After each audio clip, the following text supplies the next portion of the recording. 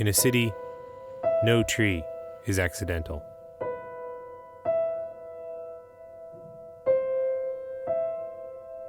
In essence, every tree in the city is a landmark to someone in the past. My name is Dave Hedberg. I'm an environmental historian. I'm fascinated by old trees because they allow us to stop for a moment and ponder a lifetime beyond our own. I study trees and I seek to find the stories about who planted and who cared for them. I know that trees can't talk. I know they can tell stories, but they need people to help tell them.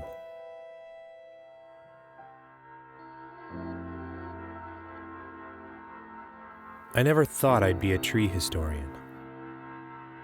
I never thought I'd be a historian. But it makes sense.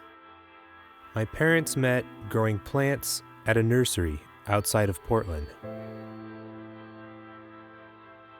Every weekend, we did garden projects, and we transformed our barren yard into an oasis. As a kid, I spent hours playing and building a fort in a big Douglas fir tree. Actually, I fell out of it when I was 10 and broke my arm. So that tree forever shaped me. Every week, my parents took me to the library. I'd spend hours wandering the aisles, reading about the mysterious people of the past. I've always been curious about the Pacific Northwest's history.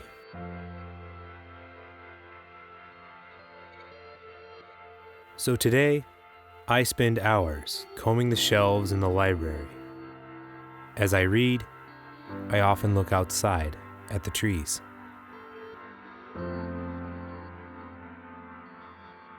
My work takes me to archives and libraries all across the region. After days of researching, I'll carefully comb the background of photos, looking for trees that can anchor stories of the past to the present. When I find a tree that I'm looking for, I get really excited to go outside and see how much has changed.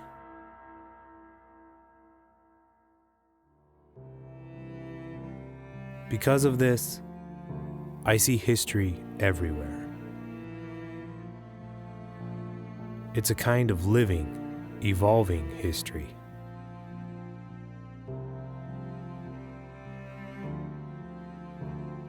Every single time I take a walk, I realize I'm on a research mission.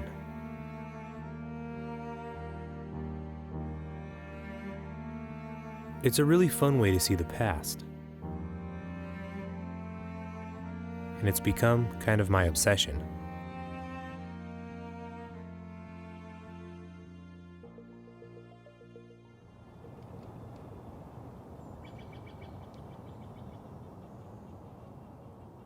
Trees are the oldest members of our communities. Here in Portland, Oregon, you can still see trees that were alive before the city ever even existed. This means that 300 years of history in this place can be told through living trees you see every day.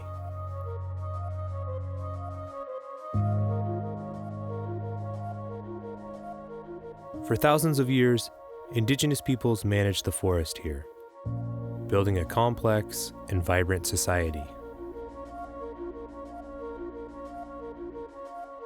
It was only in the 1850s, less than 200 years ago, when the American settlers of Portland rapidly cut down so much of this forest. These ancient trees became the lumber that built the city, and it became a place nicknamed Stumptown. You could hop down the city streets, stump to stump, as you went about your day. Rosa F. Burrell, a social reformer, lived here in Portland during the Stumptown days. In the 1870s, she planted this American elm in her garden. Honored today as Portland's very first heritage tree, it is the last remnant of a once quiet neighborhood on the edge of Portland. In addition to planting this tree, we all benefit from Rosa's ideas, such as the public library, parks, schools, and the Humane Society. It was Rosa and her generation who started replanting trees to reforest Stumptown in their own vision. The vast majority of trees are here today because somebody cared to plant them, and generations more took the care to live with them. Over generations, countless individuals have stood under their canopies. They have gazed at the structure. They've played games, and many simply passed by on a walk.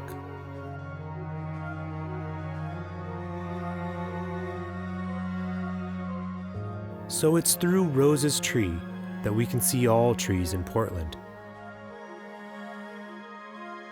The few that predate it, and the majority that have come after. So that's one tree with thousands of stories behind it.